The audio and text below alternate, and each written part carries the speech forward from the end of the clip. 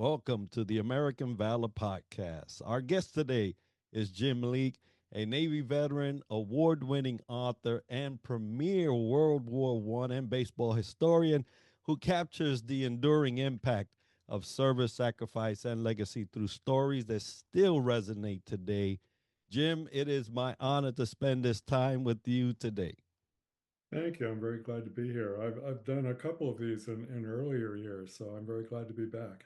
Oh, great to have you back. But before we get into the conversation at hand, tell us a little bit about you that maybe the audience may not know. Well, as you say, I am a Navy veteran. After my service, I went to Ohio State, got a journalism degree, worked in newspapers for about 8 years, and I slid into trade publications and then corporate work for a while, then freelance, then agency work. So I've pretty much covered every outlet you can do as a writer.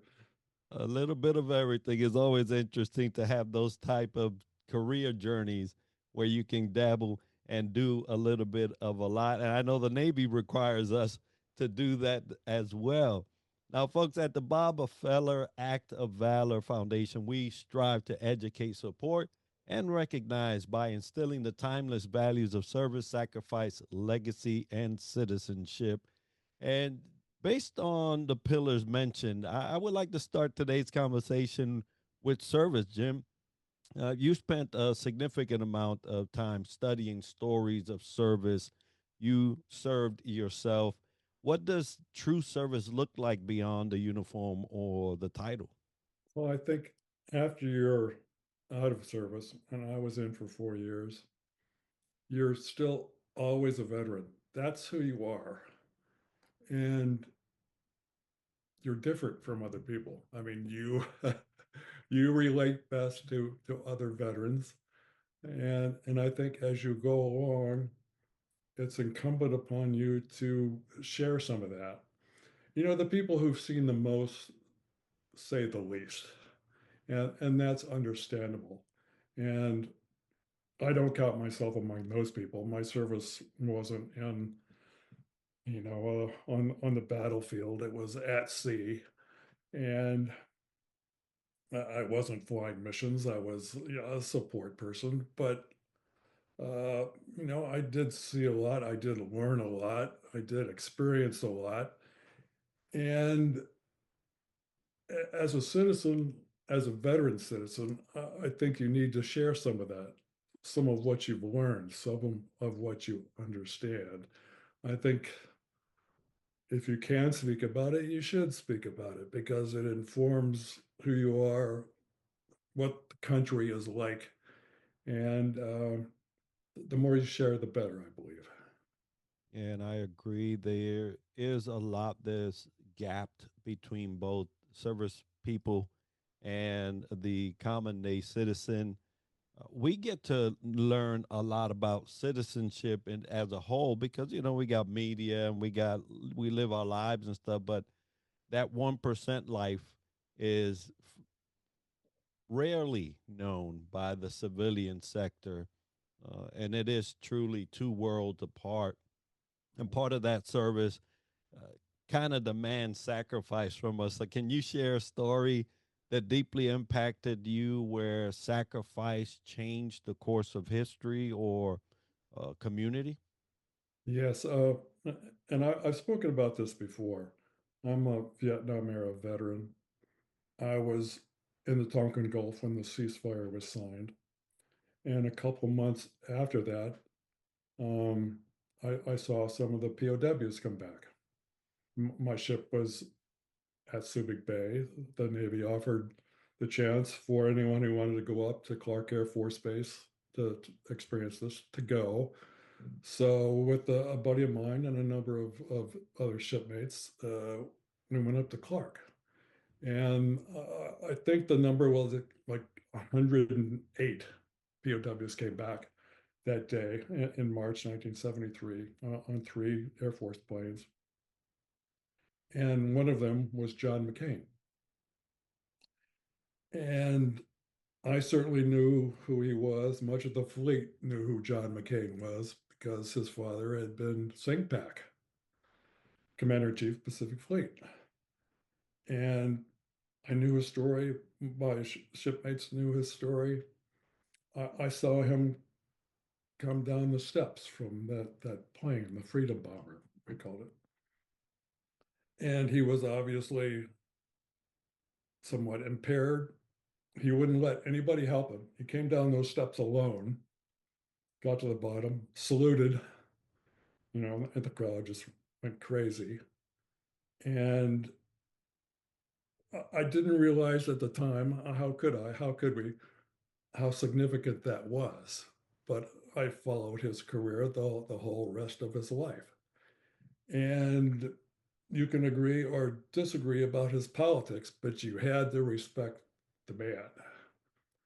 And from the day I saw him through the rest of his life, I think he lived the life the best he could. I mean, he made mistakes. We all make mistakes, but he was an honorable person, and it was an honor to see him come home.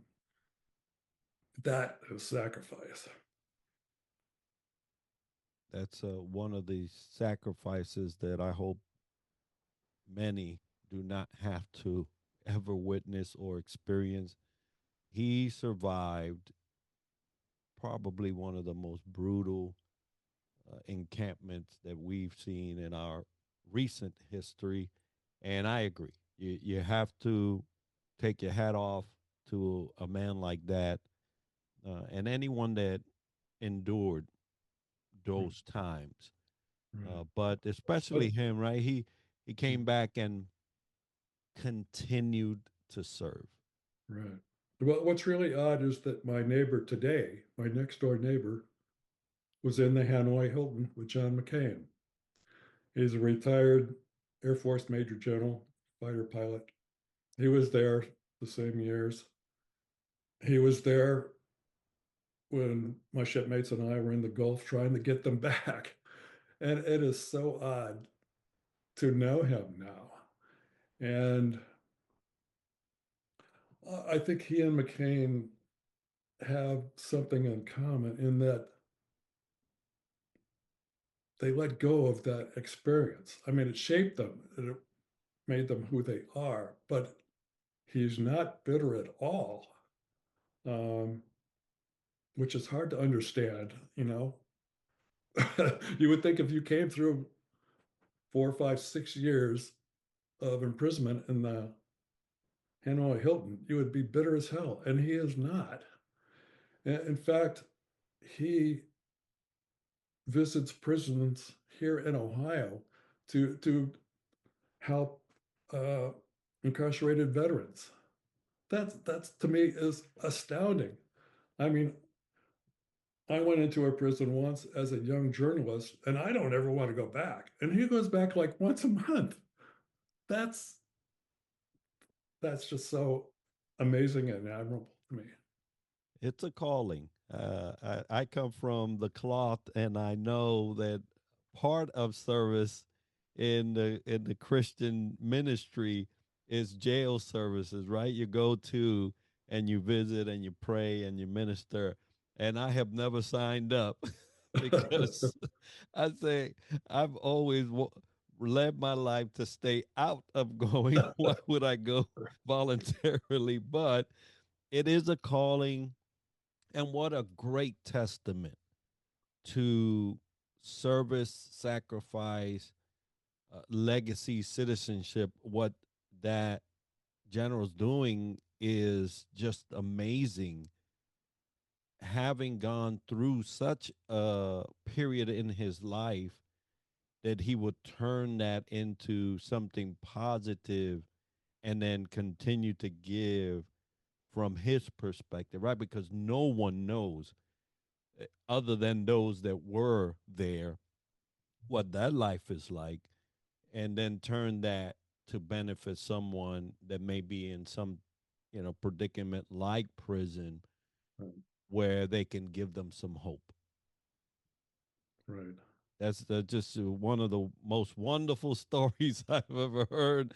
And thank you for sharing that. Now, let's talk about legacy as we just mentioned. How do stories, especially those you've told, help preserve legacy for future generations? Well,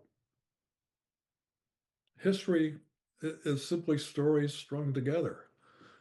History, as it's written, is someone going out, locating those stories, uh, finding the connections between them, uh, putting it into a narrative, and sharing that. I mean, that's as old as humanity. That's what we do. We share stories to try to make sense of our lives and to prepare for what's ahead. And this country too often lets its history go or doesn't give enough attention to it, or it's frustrating for someone like myself who's interested in history, who's always been interested in history. uh, I do what I can in my little area, and I preach history. I try to share history. um, some of the people I've most admired have been history teachers and professors. Um, why that sometimes doesn't get through or connect today, I really don't know. Is it a failure of education? Is it a failure of imagination? Is it a failure of? Uh, I don't know what to attribute it to, but I think it's dangerous, and I think anybody who can help correct that should. Yeah, and I agree. When they say history repeats itself, it is because people don't pay attention. You don't pay attention enough to the written history and the going through it and digesting lessons learned and maybe things that could work. Uh, every era has its thing, but we're still human even throughout all of history, right? We're still human. We should share that common thing. We were human.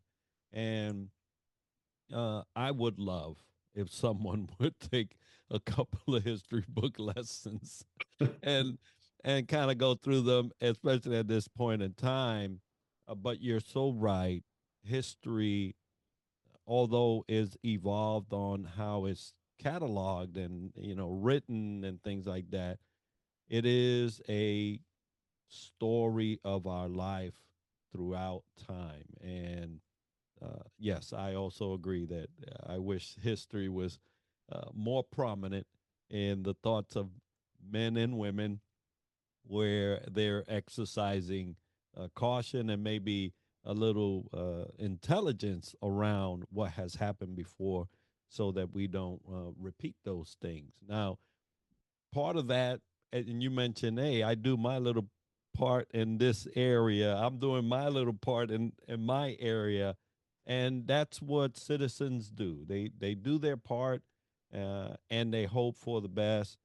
How has the definition of citizenship evolved throughout through your the stories that you've explored and time? Well, I think for myself, the definition of citizenship has gotten more complicated. I, I've written several times now about baseball during World War One, and one of the aspects of that war that I find fascinating is what was called at the time the paint and putty leagues. Those were industrial leagues, baseball leagues in the shipyards, in the steel mills, in the factories.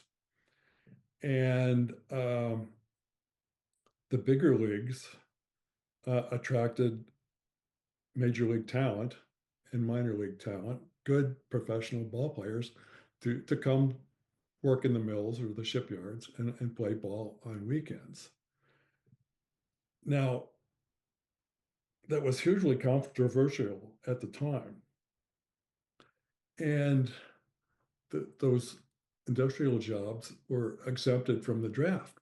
because we needed the steel, we needed the ships, we needed munitions, we needed people to make them. So men, and it was almost all men who worked there, were, were left out of the draft. Well, there was a thinking at the time, quite prevalent, that there's no way ball players should take these jobs. Ball players should be on the front lines. Well, okay, a lot of people thought that. But ball players were also fathers and husbands, and they had families, many of them. And, they had a decision. Do I do what's best for my family? Do I do what's best or people think is best for the country or the Army or the Navy or the Marines? Those are tough personal decisions. And they were personal decisions. And I don't think anything was clear cut. I don't think most people had any right to criticize ball players for the decisions they made. And they did criticize them. But what was really interesting is that the sporting news, especially, was really down on ball players working industrial jobs, really down all through the war. And after the war ended, it was really interesting. There was an article or an editorial in the sporting news saying, well, we understand this a lot better now because some of us went as well. And they kind of regretted their criticism. So I've several times written about the pain and putty leagues in a particular article and sprinkled through the books. And okay, that's citizenship. What do you owe? Who do you owe it to? And what do you owe to yourself and your family? Those are not easy questions. Those are not easy answers. Um, it's not black and white. It's really a wide swing of gray. And someone asked me once at a speaking engagement what I had learned about reading the newspapers from that era. And most of the history I gather is from the newspapers because it's not captured anywhere else. And I said, my answer was, what I noticed most was a great deal of hypocrisy from virtually every corner. And the audience surprised me by applauding, which I didn't expect at all. So somehow that resonated 100 years later. So citizenship, it's not easy. As I say, my notion of it really has changed and evolved over time. It's not the simple thing that they teach you in high school. It just isn't. Yeah, and I agree wholeheartedly because we had just mentioned this. Um, we're doing our part as best as we can and our talent to the sector that we're called to serve in. And not everyone is called to serve in the military service. Uh, if you ask me, not everybody should be Right. in the military service. And that's why some get weeded out throughout time. And the notion that everybody should fight is not right. Some people should not fight because they just can't. And, you know, true citizenship is knowing the talent that you have and the abilities that you have and executing those to the best for your nation. And it's not always service, like, military service. So, Right. um, yeah, it's and I would have applauded as well, having said that, because it's true. We all have our calling, we all have our purpose, and we all have our niche. Are you doing that? And when you're not, then the question about are you a good citizen or not should come up because now you're withholding, right, from what you have as a capability and the service to your nation in that capability. Right. The other aspect that came out during World War I and World War II was ball players in the service uh, playing on service teams. some people thought, no, you're in the service, you should fly, you should be at sea, you should be Bob Feller, you should be Ted Williams, you shouldn't be playing ball. And Joe DiMaggio, for one, sort of regretted that he played uh, Army ball. And I don't think he had to regret that. I think that was completely legitimate. I mean, those guys were playing for other service members. They were important to morale, and it would have been devastating to morale if Joe DiMaggio had been killed in action. I mean, it was devastating to morale when Eddie Grant was killed in World War One, and he was a retired ball player. So, I mean, I completely respect Ted Williams, people like that, completely. Uh, but that was their choice. And if Joe DiMaggio or someone else was playing service ball, I respect that too. I think it's a completely legitimate use of their talents. That's what they were great at. So let other servicemen, service people see that. Let civilians see it. Fine. And, and incidentally, it often raised a great deal of money. So Yeah. It's so yeah, dynamic, right? it's That never simple. yeah, yeah. It's never simple. It's so dynamic. Thank you for sharing that. Very, very true. In aspects of what a true citizen is, you have to do what you have best to do and fulfill that to no end, right? And then we will be grateful, whether you get hecklers or people, down you, or you get people on your cheering squad and applaud you all the way through. Either way, you're doing your part as a citizen, and we should be grateful for that. Now, you mentioned that the books, and you mentioned a lot of the articles that you have written. Where can our audience learn more about that and about you and how to support your current efforts? Well, there are the books. They're easily found. I have a Amazon author page.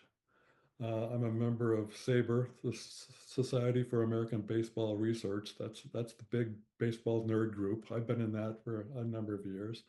You can find the articles and books mentioned through there. I'm on social media. I'm around.